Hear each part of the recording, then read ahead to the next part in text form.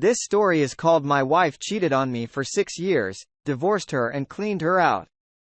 I guess you could call me your typical suburban guy. Got a great job at a tech firm downtown, a comfortable house in the burbs, a trusty Labrador who thinks he's still a puppy at 7. And until about 6 months ago, a wife who I thought was the love of my life. 23 years together, 20 of them in marital bliss. Well, that's what I thought. Anyway, Helen and I met in college. She was a political science major with dreams of reforming the education system, and I was a computer science nerd with my head in the cloud. Quite literally, we were the classic case of opposites, attracting each other. It was her passion and fire that drew me to her. And she claimed it was my calm and collected demeanor that made her feel safe. She had a wild side. Sure. But it was all a part of her charm. Our wedding was a small affair, just family and close friends at our favorite park the day she said I do. I thought I was the luckiest man in the world. Fast forward to 6 months ago. And the woman I thought I knew wasn't the one I was married to. At first. It was small things, more late nights at the office, less conversation at dinner. A general air of distraction. I chalked it up to maybe stress, the job. Her dream of reforming education turned into a hectic job as a school superintendent. But then the distance grew, we stopped having date nights. She was more interested in her phone than me. And our cozy nights turned into solo Netflix binges. You've probably heard this story before. A husband has suspicions. His wife is cheating, investigates and uncovers the truth. Well, that's precisely what happened, but at first I was in denial. Helen wouldn't do that. We were the dream team, but the signs were too glaring to ignore one evening. She forgot our anniversary of first in 20 years.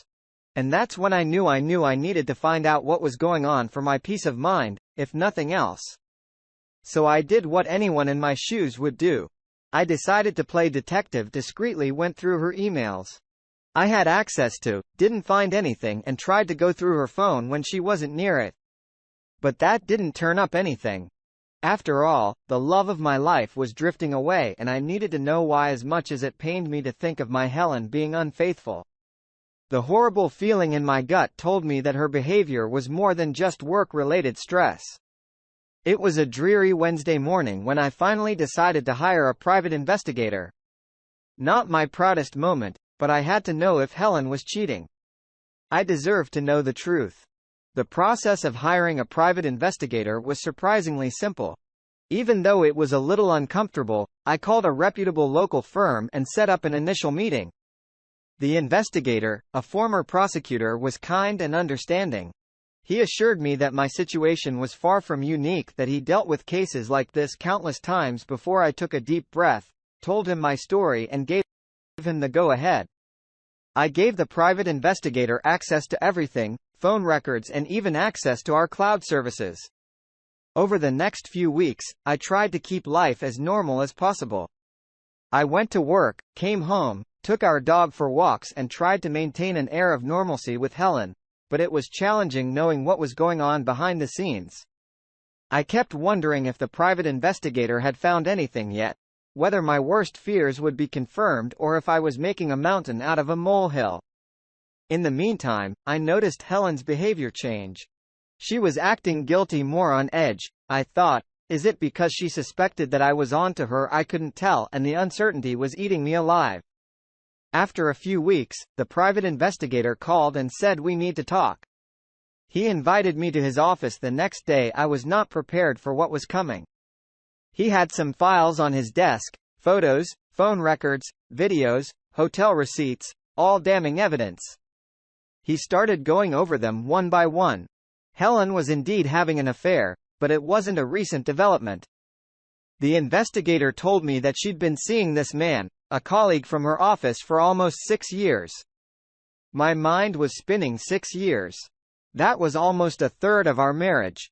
The man she was seeing was single, a few years younger than us, and seemed to share her passion for education reform.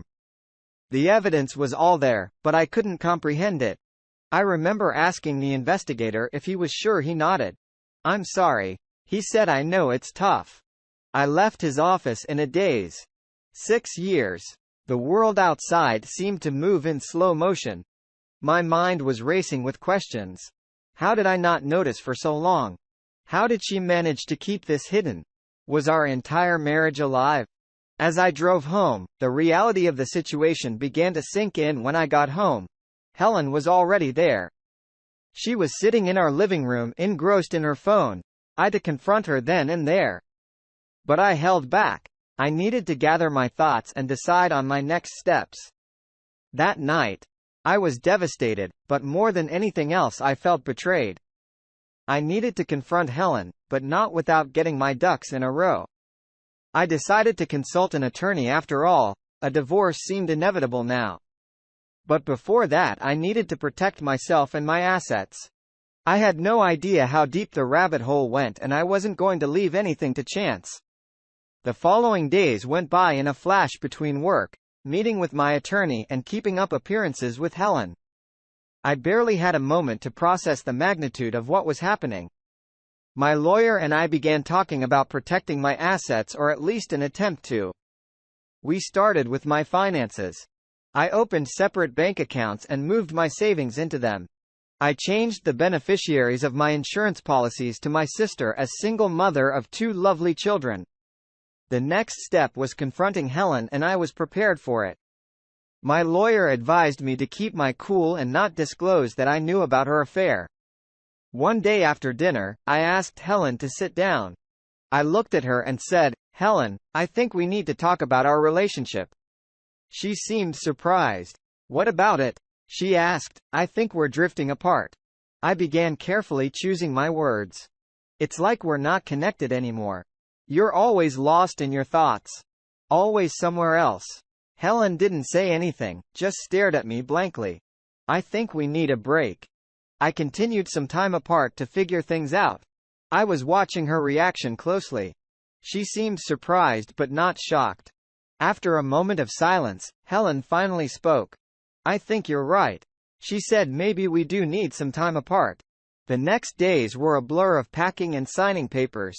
Helen moved out to a nearby apartment. She left without much resistance, which surprised me. About a week later, my private investigator called again. He had been keeping an eye on Helen since she moved out and had some new information. Helen's affair wasn't limited to just one man. There were others, multiple others. It was one thing that my wife was seeing another man, but multiple men. It was a new level of betrayal. One I wasn't prepared for. I was beyond angry, but I managed to hold it back, armed with this additional evidence. I met with my lawyer. He agreed it was time to start the divorce process. We gathered all the evidence and submitted the paperwork. I decided to file for divorce on the grounds of infidelity when Helen came back to the house to get some of her things. I told her I was thinking about filing for a divorce. Bitch didn't show any emotions. Nothing. We started working on the division of assets. My lawyer gave me the name of a reputable property appraiser, and I arranged for him to come in and assess the value of our home. I was surprised to learn that we had much less equity in our house than I had imagined. Meanwhile, Helen and I lived our lives in parallel, barely interacting. We communicated mainly through our lawyers. She didn't contest to divorce, probably hoping to keep her affairs as private as possible. One afternoon, I got a call from Helen. She sounded distressed and said she needed to talk to me in person.